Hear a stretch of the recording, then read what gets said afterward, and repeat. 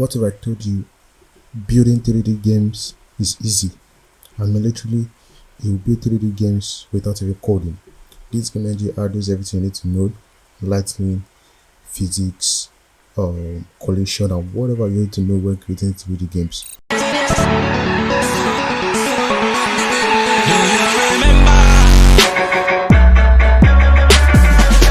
Right, so what you want to go ahead and do is open an example. For example, quote, okay, so you're going to pick an example.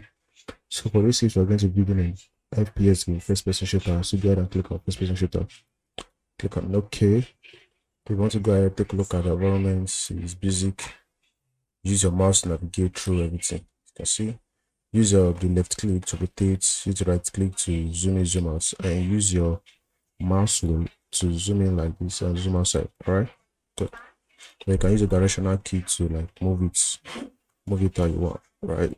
Good. So what you want to go ahead and do, so head over to publish and click on play here. So this is going to publish your game. You can also compile it to an Android and you see what it's going to work.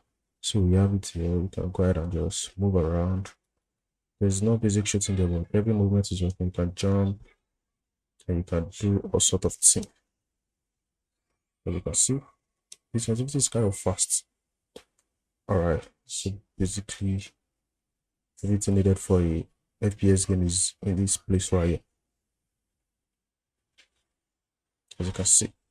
Alright, so there are other examples also there. So I feel like if you can open another example, is just let's go ahead and click on new.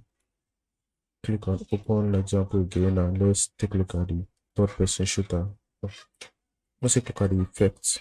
Alright, so look at the effect because this is going to be a short video. This is the last example I'm going to be looking at. Yeah, click on publish.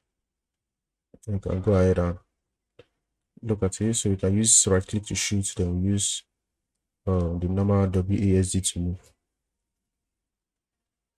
Let's see. Use right click to shoot.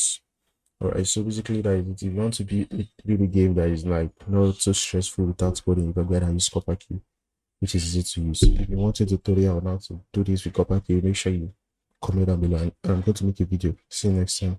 Peace.